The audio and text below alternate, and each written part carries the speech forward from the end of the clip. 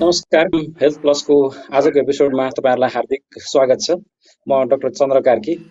विगत केही समयदेखि हामीले विभिन्न स्वास्थ्यसँग सम्बन्धित विज्ञहरूसँग, स्वास्थ्य सङ्घ संस्थासँग सम्बन्धित प्रमुख व्यक्तित्वहरूसँग अन्तर्वार्ता गर्दै आइरहेका छौँ र यसै क्रममा आज त्रिभुवन विश्वविद्यालय अन्तर्गतको चिकित्सा शास्त्र अध्ययन संस्थान आयुर्वेद कीर्तिपुरका क्याम्पस प्रमुख डाक्टर शिवमङ्गल प्रसाद हाम्रो साथमा हुनुहुन्छ।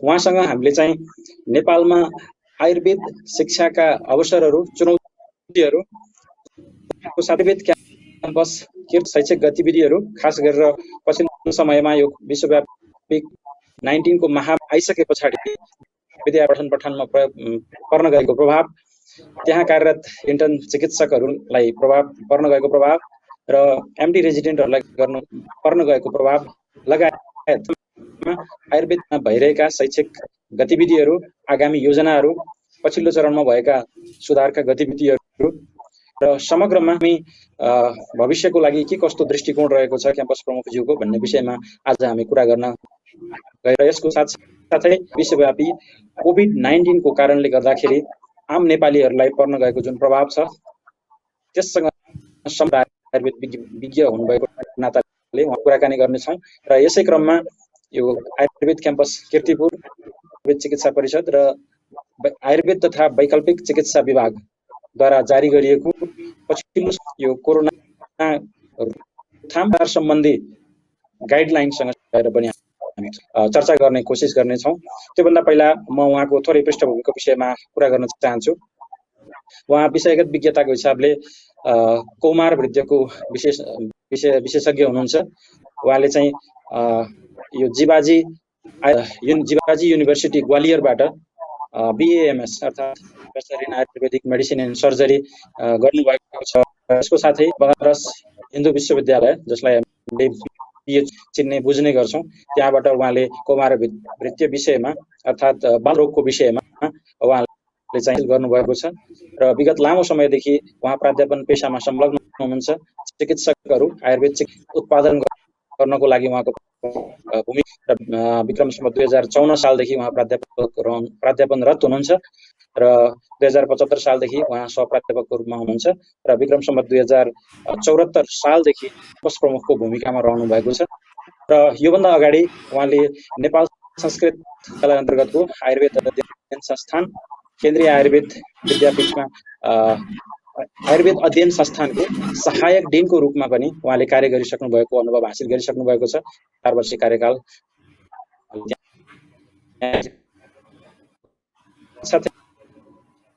चिकित्सा परिषद कार्यरत हुनुहुन्छ रूपमा हुनुहुन्छ एउटा क्याम्पस प्रमुखको हैसियतले र योभन्दा अगाडि विभिन्न तथा स्वास्थ्यसँग सम्बन्धित विभिन्न संस्था हुँदै आउनु भएको छ। आउनुहोस्, उहाँलाई स्वागत गरौँ। स्वागत छ डाक्टर साहब। धन्यवाद कार्कीजी। विक्रम सालदेखि आयुर्वेद क्याम्पसको आउनु भएको, यस बीच एउटा आयुर्वेद शिक्षाको सन्दर्भमा कुरा गर्दाखेरि मलाई लाग्छ आयुर्वेद शिक्षा नेपालको प्राविधिक शिक्षा मध्ये आयुर्वेद शिक्षा सबैभन्दा पुरानो शिक्षाको रूपमा बुझिन्छ। नेपालमा प्राविधिक शिक्षाको रूपमा आयुर्वेद नै भित्रिएको इतिहासले प्रष्ट गर्दछ र यस सन्दर्भमा म अलिकति आयुर्वेद शिक्षाको अलिकति पृष्ठभूमि प्रष्ट पार्न चाहे। यसो इतिहासलाई हामीले निहाल्दै गर्दाखेरि आयुर्वेद शिक्षाको प्रारम्भ 1974 विक्रम सम्वतमा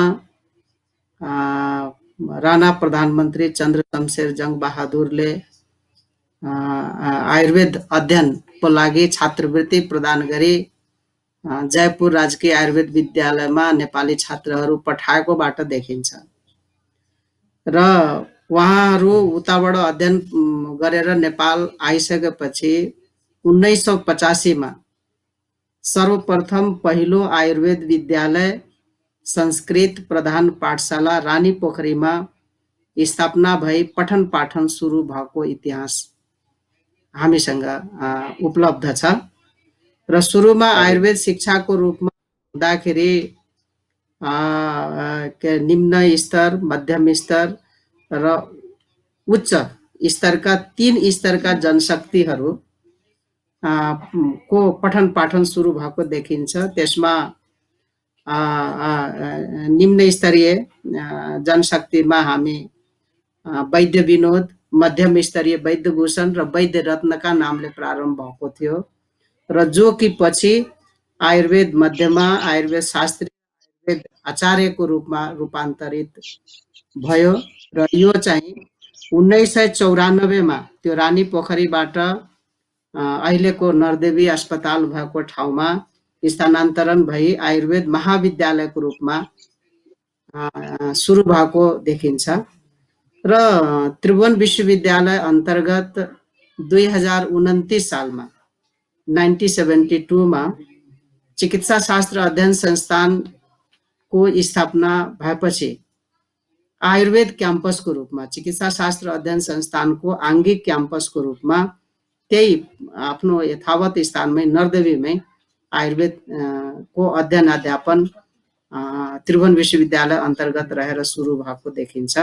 र प्रारम्भमा आयुर्वेदको प्रमाणपत्र तह लेभलको PCL in general and traditional medicine Ayurveda तथा सामान्य चिकित्सा विशारद प्रमाणपत्र तह भन्ने पाठ्यक्रम सुरु भएको देखिन्छ र यो पाठ्यक्रममा आधारित रहेर 2050 सालसम्म यो भएको देखिन्छ। 50 सालमा त्रिभुवन विश्वविद्यालयले प्रमाणपत्र तह फेज आउट गर्ने नीति लिएपछि त्यो कार्यक्रम फेज आउट भएको अवस्था छ। यसै बीचमा 2044 सालमा BAMS को प्रारम्भ पाठ्यक्रम निर्माण भई BAMS कार्यक्रम सञ्चालन भएको देखिन्छ र त्यो पनि हामीलाई थाहा हुनुपर्छ कि विभिन्न कारणले गर्दाखेरि मुख्य रूपमा त जनशक्ति र भौतिक पूर्वाधारको अभाव देखाई पुनः यो BAMS कार्यक्रम 2049 सालमा अवरुद्ध भएको देखिन्छ र त्यसपछि 5-6 वर्षको ग्याप रह्यो र त्यसपछि फेरि BAMS को अहिले जुन चलिराखेको पाठ्यक्रम छ त्यो पाठ्यक्रमको निर्माण 2052 सालमा भयो र 53 सालदेखि BAMS को पठन पाठन प्रारम्भ भएको र जो अहिलेसम्म कन्टिन्यू छ। यसरी हामी विभिन्न आरोह अवरोहहरू भएको अवस्था देखिन्छ र यी आरोह अवरोहहरूमा आयुर्वेदले विभिन्न चरणहरू पार गरेको अवस्था छ। एकदम दुखद चरणहरू पनि पार गरेको अवस्था हामी सबैसँग जो यसको नजिकमा हुनुहुन्छ उहाँहरूलाई अवगत पनि छ र यो माध्यमले म सम्पूर्ण नेपाली जनमानसमा प्रश्न पार्न पनि चाहन्छु कि अहिले आयुर्वेद शिक्षाको यत्रो अवसर हुँदाहुँदै पनि आयुर्वेद शिक्षा एउटा जटिल मोडमा छ र एकदम अभावग्रस्त छ, समस्याले एकदम गाँजिएको अवस्थामा छ र यस्तो अवस्थामा बाहिर विश्व परिवेशमा आयुर्वेदको एउटा सुनौलो बिहानीको रूपमा आयुर्वेद पुनः स्थापित भइराखेको छ र एकदम अपर्च्युनिटी छ र यस्तो अवस्थामा आयुर्वेद क्याम्पस कीर्तिपुरको मा त अब जस्तै म अब लामो समयदेखि नै यही अब म यहीँको विद्यार्थी पनि भएँ, यहीँबाट आफ्नो अध्ययन पनि प्रारम्भ गरेको भएर यही प्राध्यापनको रूपमा प्राध्यापन गरेको पनि मेरो लामो समयको अनुभव छ। करिब 15-20 वर्षै भयो मोटामोटी क्याम्पसमा आएको। 55 मा आएर 20-22 वर्षदेखि म क्याम्पसमा अनवरत रूपमा छु। यो अवधिमा क्याम्पसमा धेरै उतार चढाव आएको अवस्था देखिन्छ। भौतिक पूर्वाधारको अवस्थाहरू पनि हामीसँग बडा न्यून थियो। जनशक्ति पनि अझै न्यूनै छ, पहिला त अझ न्यून थियो, अझै पनि न्यूनै छ र यस्तो अवस्थामा म जब 74 सालमा क्याम्पस प्रमुख भएर आयुर्वेद क्याम्पस कीर्तिपुरमा एज ए क्याम्पस प्रमुखको मैले अभिभार पाएँ। त्यति बेलामा मसँग भएको च्यालेन्जमा सबभन्दा पहिला जनशक्तिको च्यालेन्ज थियो र शिक्षालाई समय सापेक्ष बनाउन अवश्य आयुर्वेद पनि प्राविधिक शिक्षा हो, चिकित्सा र चिकित्सा शिक्षा कस्तो हुनुपर्छ त्यसको अनुरूपमा हाम्रो क्याम्पसको पूर्वाधार न त पहिला थियो, अहिले अलिअलि भएको छ तर अझै पनि पूर्ण भइसकेको छैन। त्यो त्यो त्यो के अरे क्षेत्रमा हामी अग्रसर छौँ, नित्य प्रयासरत छौँ। हामीसँग सबभन्दा पहिला शैक्षिक जनशक्तिको अभाव हुनुको कारण त के थियो कि पहिला नेपालमा अध्ययन अध्यापनै उच्च स्नातकोत्तर तहको अध्ययन अध्यापन नै थिएन र भए पनि एकदम न्यून उसमा छ। एउटा मात्रै सब्जेक्टमा हामीसँग अध्ययन गर्ने कार्यक्रम हामी चलाइरहेका छौँ। एमडी इन काया चिकित्सा एउटा सब्जेक्टमा मात्रै छ। तर क्याम्पसलाई त विभिन्न विधा उच्च जनशक्तिहरूको आवश्यकता पर्छ। ती जनशक्ति नेपालमा उपलब्ध नहुनु पनि एउटा कारण थियो। र अर्को सबभन्दा त प्रमुख कारण के थियो कि क्याम्पसमा विषय अनुसारका शिक्षकहरूको द्रबन्दी नहुनु, यही नै प्रमुख कारण हो। र हिजोको दिनमा हामीलाई उपलब्ध भएको दरबन्दी त प्रमाणपत्र तहको टाइममा उपलब्ध भएको दरबन्दी नै थियो, त्यसमा केही पनि थपिएर आएन। र हाम्रो जब क्याम्पस 2069 मा हामी अहिले स्वायत्ततामा छौँ, हामी क्याम्पस स्वायत्ततामा छौँ। त्रिभुवन विश्वविद्यालय अन्तर्गतको स्वायत्तताको नियम अन्तर्गत हाम्रो क्याम्पस सञ्चालन छ। हामी स्वायत्त क्याम्पसको रूपमा छौँ र स्वायत्ततामा जाँदाखेरि केही दरबन्दीहरू थप भएर हामीसँग आयो।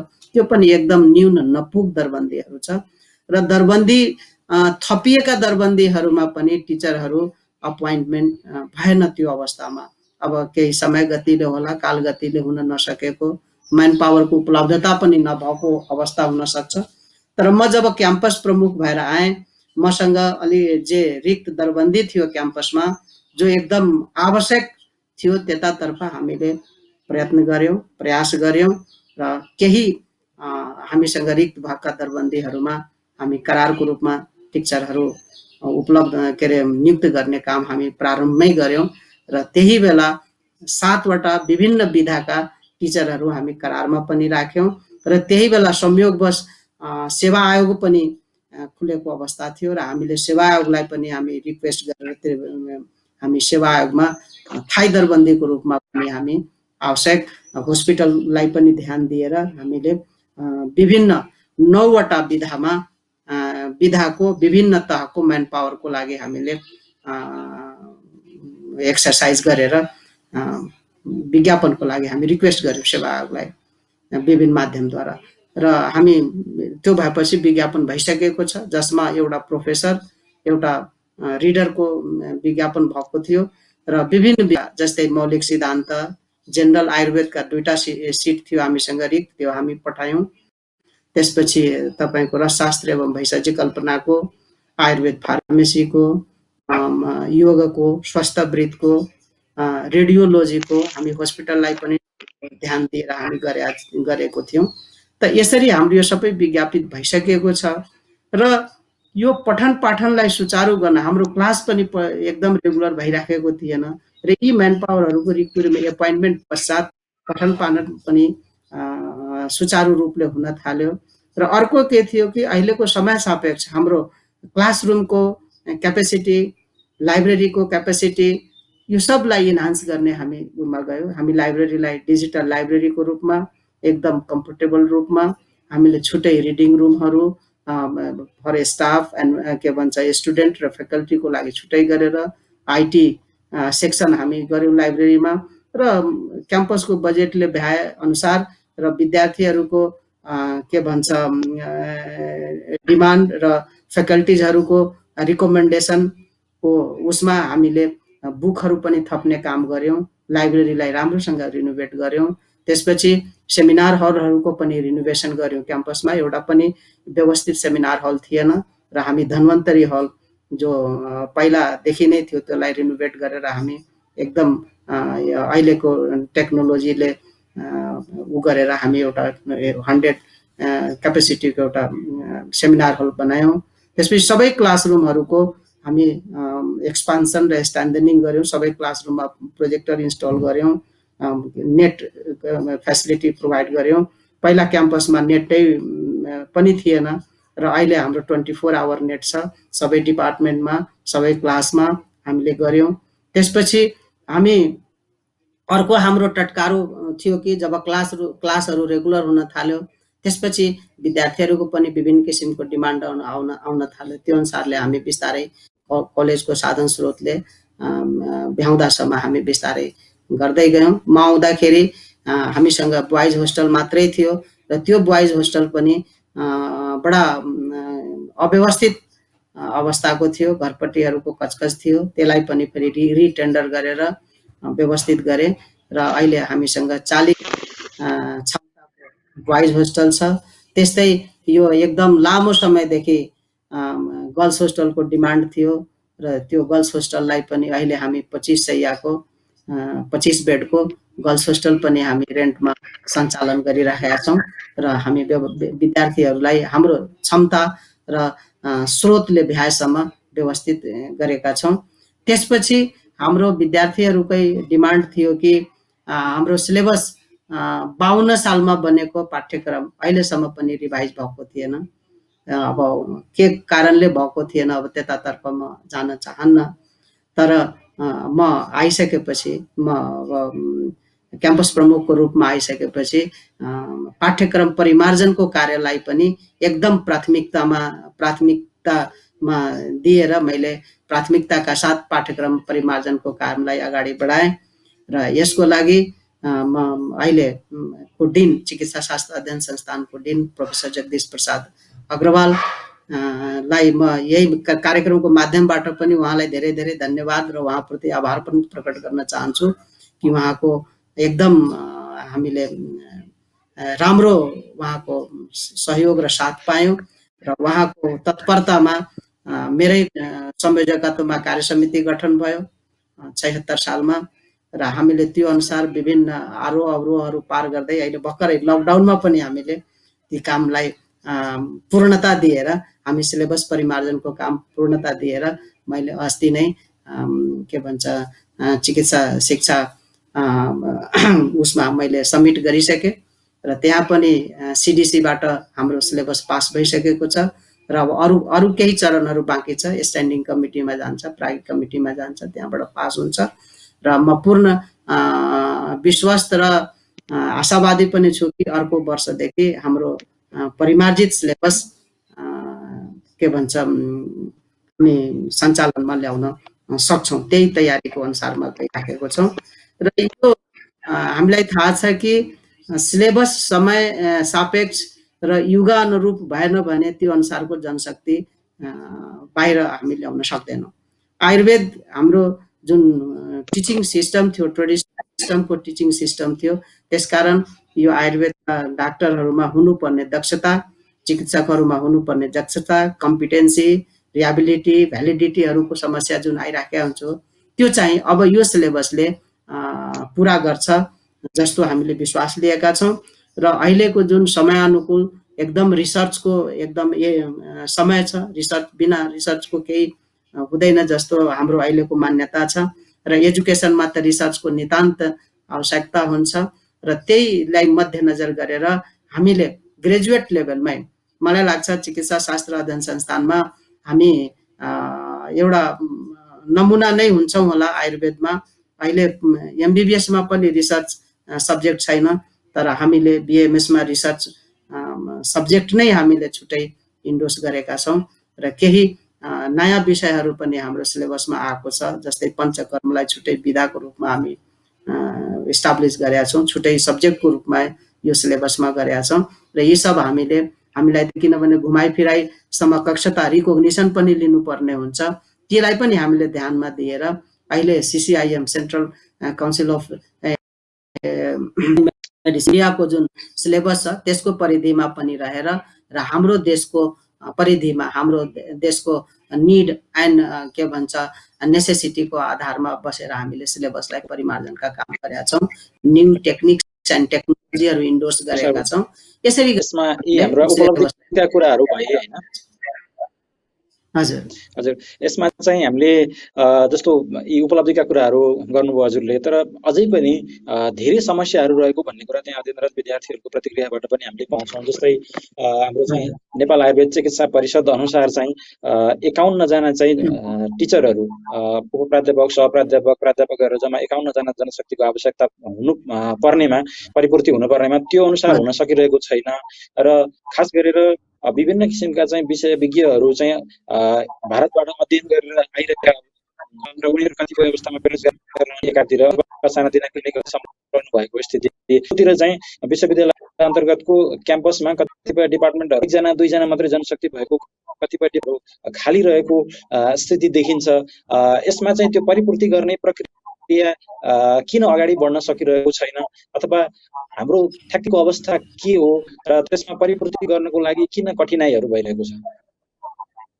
नै प्रक्रिया त प्रारम्भ भइसकेको छ र त्यो त अब त्रिभुवन विश्वविद्यालयको प्रक्रियाले नै हुन्छ। मेरो प्रक्रियाले अथवा क्याम्पसको आफ्नो प्रक्रियाले हुँदैन।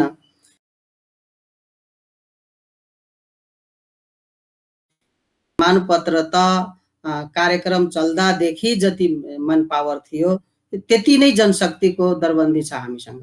अब बाहिरबाट जति पढेर आए पनि, जति जनशक्ति उपलब्धता हुनु भए पनि त्यो त एउटा खुसीको कुरो हो, तर क्याम्पसको क्षमता त त्यो अनुसारको छैन। त्यसकारण मलाई जुन दिएको अभिभारा छ, सँग अहिले जुन उपलब्ध क्याम्पससँग जुन दरबन्दी छ, त्यही दरबन्दीको परिधिमा रहेर न मैले व्यवस्थापन गर्ने हो। अरूको लागि मैले दरबन्दीको लागि यहाँले अनुरोध गर्नुभएको अथवा त्यसको प्रक्रिया अगाडि बढाउने जिम्मेवारी पनि मूल रूपमा क्याम्पसकै भएको हुनाले मैले अलिकति प्रश्न नै त्यो प्रक्रियाहरू अगाडि बढिसकेको छ, प्रारम्भै अगाडि बढिसकेको छ। त्यही अनुसार मैले तपाईँलाई भने नि, रिक्त भएको दरबन्दीमा नियुक्तिको प्रक्रिया अगाडि बढिसक्यो र जो आवश्यक दरबन्दी छ त्यसको लागि मैले सम्बन्धित निकायमा मैले मागहरू राखिसकेको छु। त्यसमा कतिपय चिकित्सक साथीहरू चाहिँ लामो समयदेखि चाहिँ करारको सेवामा अथवा कतिपय चाहिँ पार्ट टाइमको रूपमा पनि काम गर्दै आइराख्नु भएको छ। यो प्रक्रिया जुन अगाडि बढ्यो भन्नुभएको छ, त्यसैबाट नै यो समाधानहरू निस्कने आशा गर्न सकिन्छ। उहाँहरूको सम्बोधन त्यसैबाट हुन्छ। हाम्रो क्षमता जुन रिक्त दरबन्दी छ र रिक्त दरबन्दी अनुसार जसको जो करारमा बस्नु भएको छ उहाँहरूको लागि विज्ञापन भइसकेको छ। त्यो विज्ञापनमा उहाँहरूको एड्रेस पक्कै पनि हुन्छ। मलाई लाग्छ त्यो अब के भन्छ, रिटेनको एक्जामिनेसन पनि भइसकेको छ। यो लकडाउनको कारणले होला यस्तो अलिकति ढिलाइ भएको, न त अहिलेसम्म रिटेनको रिजल्ट पनि आइसकेको अवस्था हुन्थ्यो होला। सायद आउँछ होला छिटै नै, जसरी सहज अवस्था आउँछ त्यो अनुसार आइजान्छ। र बाँकीको लागि त हामी पहल गरिराखेको छौँ। चिकित्सा पछिल्लो समय यो विश्वव्यापी कोभिड-19 महामारीको कारण जति पनि चिकित्सकहरूले इन्टर्नसिप गर्दै थिए, उनीहरू 2 महिनादेखि चाहिँ प्रभावित भइरहेको छ। यो अवस्थामा उनीहरूको 1 वर्षमा पुरा हुनुपर्ने सिपलाई के गर्न सोच्नु भएको छ? किनकि उनीहरूले 2 महिनासम्म त कुनै पनि किसिमको नयाँ कुराहरू सिक्ने अवसर पाएका छैनन्। 1 वर्षको समयावधिलाई लम्ब्याउने अथवा कसरी परिपूर्ति गर्ने, उनीहरूको ज्ञान सिपलाई चाहिँ कसरी वृद्धि गर्ने सोच्नु भएको छ? होइन, त्यसतर्फ हामी पहल गरिराखेका छौँ। अब त अवस्था यस्तो आयो कि पहिलो सुरु लकडाउन भएको सुरु हुँदाखेरि अब गभर्मेन्टकै निर्देशन थियो कि इमर्जेन्सी सेवा बाहेक सबै बन्द गर्ने, किनभने हामीसँग साधन स्रोत केही पनि थिएन। त्यति बेला न पिपिई उपलब्ध थियो, न प्रोटेक्टिभ मेजरहरू केही थिएन। त्यसकारण त्यो बेलामा पहिलो लकडाउन सुरु हुने बेलामा हस्पिटललाई हामी बन्द गऱ्यौँ, सेफ्टी मेजरलाई ध्यानमा दिएर। दोस्रो लकडाउन र त्यो पहिल्यै लकडाउनमा फेरि एउटा अब के भनौँ, यसलाई संयोगै भनौँ, हाम्रो डाइरेक्टरको अवकाशै रिटायर्ड नै भइहाल्नु भयो हाम्रो डाइरेक्टर। अब डाइरेक्टर रिटायर भइसकेपछि अब त्यो मैले हस्पिटलको लागि मेरो डाइरेक्ट एप्रोच त्यहाँ हुँदैन। तैपनि म कोसिस गरिराखेको छु। मलाई लाग्छ अब छिटै नै डाइरेक्टरको नियुक्ति भएर आइजान्छ र हामी आफ्नो लेभलबाट पनि हस्पिटल चलाउनको लागि हामी कोसिस गरिराखेका छौँ। प्रोटेक्टिभ मेजरलाई मिलाउने बित्तिकै मलाई लाग्छ अब कमिङ विकदेखि नै हामी हस्पिटल